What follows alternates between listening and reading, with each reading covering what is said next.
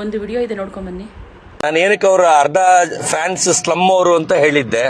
ಆ ಸ್ಲಮ್ ಅವರೇ ತಾನೇ ಆತರ ಮಾಡೋದು. ನಿನ್ನೆ ಏನ್ ಮಾಡಿದ್ರು ನೀವೇ ನೋಡಿದ್ರಿ, ಇವರೇ ಸಾಕ್ಷಿ ಇದ್ರು. ಅದು ಸ್ಲಮ್ ಅವರೇ ಆ ಕೆಲಸ ಮಾಡೋದು, ಅಫಿಷಿಯಲ್ಸ್ಗಳು ಯಾರು ಆತರ ಮಾಡಲ್ಲ. ಅದರಿಂದ ಅವ್ನ ಫ್ಯಾನ್ಸ್ ಎಲ್ಲ ಸ್ಲಮ್ ಅಂತ ಹೇಳಿದೀನಿ. ಆದ್ರೆ ಜನಗಳು ಎಲ್ಲ ಸ್ಲಮ್ ಅವರೆಲ್ಲ ಅವ್ರಿಗೆ ಹುಟ್ಟು ಹಾಕೋದು. ಕೇಳಿಸ್ಕೊಂಡ್ರೆ ನಮ್ಮ ನಾಯಿ ಕಾಯೋರು ಹೇಳಿದ ಮಾತು, ಗಿಲ್ಲಿಗೆ ಬರೀ ಸ್ಲಮ್ ಅವರು ಓಟ್ ಹಾಕ್ತಾರಂತೆ.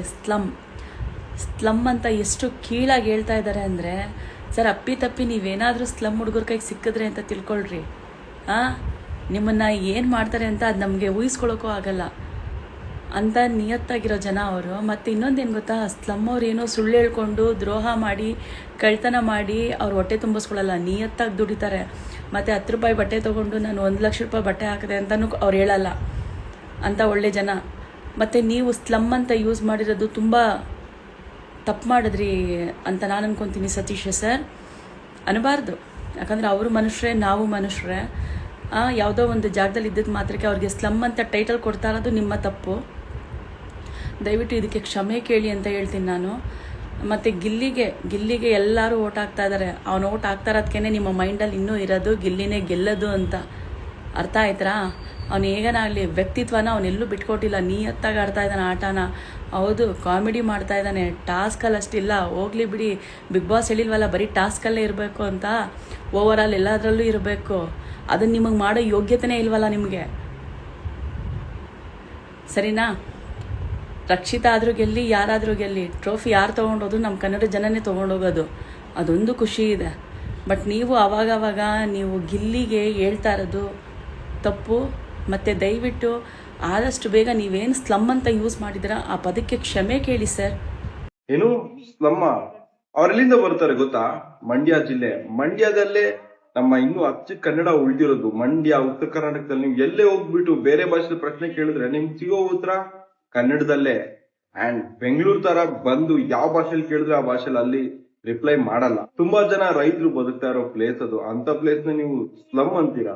ಲಕ್ಷ ಶರ್ಟ್ಗಳು, ಕೋಟಿ ಮನೆಗಳು, ಕಾರ್ಗಳು ಇಟ್ಕೊಳ್ಳೋದ್ರಿಂದ ನೀವು ರಿಚ್ ಆಗಲ್ಲ. ನೀವು ಆಡೋ ಭಾಷೆ, ನೀವು ಬೇರೆಯವ್ರ ಬಗ್ಗೆ ಹೇಳೋ ಒಪಿನಿಯನ್, ಒಂದು ಪ್ರಾಂತ್ಯನ ಹೆಸರಿಟ್ಟು ಕರೆಯೋದು, ಇದ್ರಲ್ಲಿ ತೋರಿಸುತ್ತೆ ನಿಮ್ಮ ರಿಚ್ನೆಸ್ ಏನಿದೆ ಅಂತ.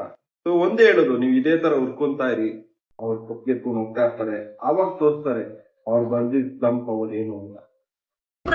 ನನ್ನ ಪ್ರಕಾರ ಆಕ್ಚುಯಲ್ ಸ್ಲಮ್ ಅಂದ್ರೆ ಏನ್ ಗೊತ್ತಾ? ಬಾತ್ರೂಮ್ ಕಮೋಡ್ ನ ಬರೀ ಕೈಯಲ್ಲಿ ತೊಳೆಯೋದು ಆಕ್ಚುಯಲ್ ಸ್ಲಮ್. ಆ ವಿಡಿಯೋ ಹಾಕ್ಬೇಕಾ ಬೇಡ? ಇದ್ರ ಬಗ್ಗೆ ವಿಡಿಯೋ ಮಾಡ್ಬಾರ್ದು ಅನ್ಕೊಂತ ಇದ್ದೆ. ಆಮೇಲೆ ಗೊತ್ತಾಯ್ತು ನಾನು ಗಿಲ್ಲಿ ಸಪೋರ್ಟರ್ ಇರ್ತಾನೆ, ನಾನೇ ಯಾಕೆ ವಿಡಿಯೋ ಮಾಡ್ಬಾರ್ದು.